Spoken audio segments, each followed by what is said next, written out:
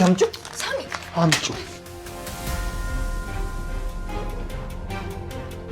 ምን እየተፈጠረ ነው? ለምንድን ነው ከሩስ ጋር የምትታገሉት?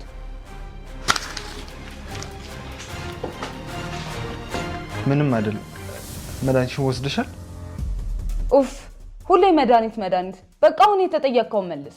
እንዴ እና ጩይብኛ ታዲያ ቀስ ብለሽ አትናገሪም እንዴ? ሩት ምን እያልካት ነበር? እንደሰማሽው ነው። አማርኛም በአማርኛ አልተረጉምልሽ ነገር። ሩት የህይወትን ልጅ እያፈላለገች ነው።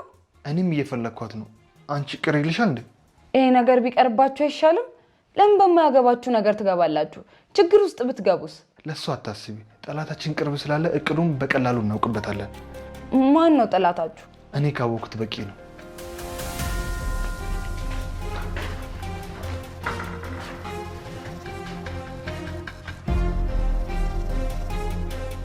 ሩት ህይወትን ልጅ እየፈለገቻት ነው።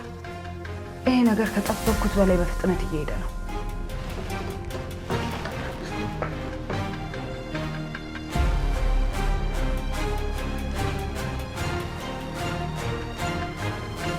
ሄሎ፣ የቦታ ለውጥ እንድታደርጉ ፈልጋለሁ። ሰዎቹ እግር በእግር እየተከተሉኝ ነው።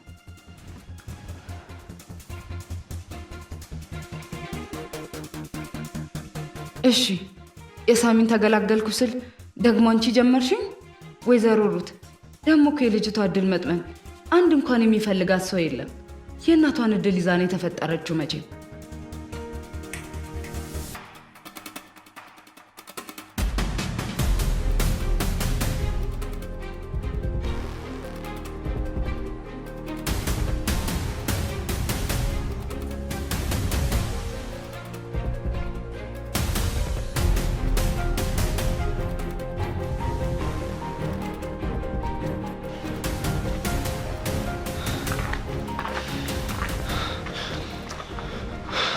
ህይወት የት ሄደሽ ነው? አስጨነቅሽኝ እኮ።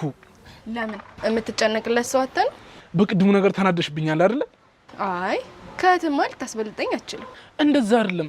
እሷ መራመድ ባለመቻሏ ስለተናደደች እንረዳት እኮ ብዬ ነው። እኔንስ ማን ይረዳኝ? አታየኝም እንዴ? መሽቶ በነጋ ቁጥር እኮ ምን እንደሚፈጠር አላውቅም። ህዊ ይገባኛል በጣም ብዙ ነገር እንደተሸከምሽ። አይገባህም። ማንም በእኔ ጫማ ውስጥ እስካልሆን ድረስ የኔ ስቃይ ሊገባ አይችልም። ህዊ እኔ ያለሁልሽ። እሺ ሁሌም እኮ ከጎንሽ ነኝ። አንተ ወላዋይ ነህ። ወይ አልመጣ ወይ አልሄድክ። መሀል ቤት ሆነህ እኔን ግራ አታጋባኝ።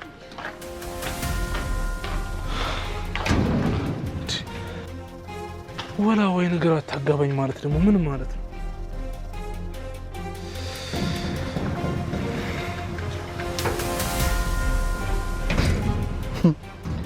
አንተ አቋም የለህም። እንደ ወንድ ደፋር አይደለም። ወይ ንገረኝ ወይ ደግሞ ለቀቀኝ ማለት ነው። ቆይ ደግሞ ምን ነው የምነግራት? እውነታውን ይሄ ነገር ጠፍቶክ ነው? ነገሩን ዝም ብለህ ስታወሳስበው ነው እንጂ እንደምትወዳት ነው። ቆይ እርግጠኛ ነህ? እሱን ለማለት ፈልጋ ነው? ግን እሺ አትልም። እርግጠኛ ነኝ። ሴቶች ፍሬው እንዳይወዱ። አንተ ደግሞ ፍቅርን ለመግለጽ አብሲቱን ዱቄቱን እያልክ አመት ፈጀብህ። ለማንኛውም መልካም እድል። ማለቴ በተቃራኒው ማለት ነው።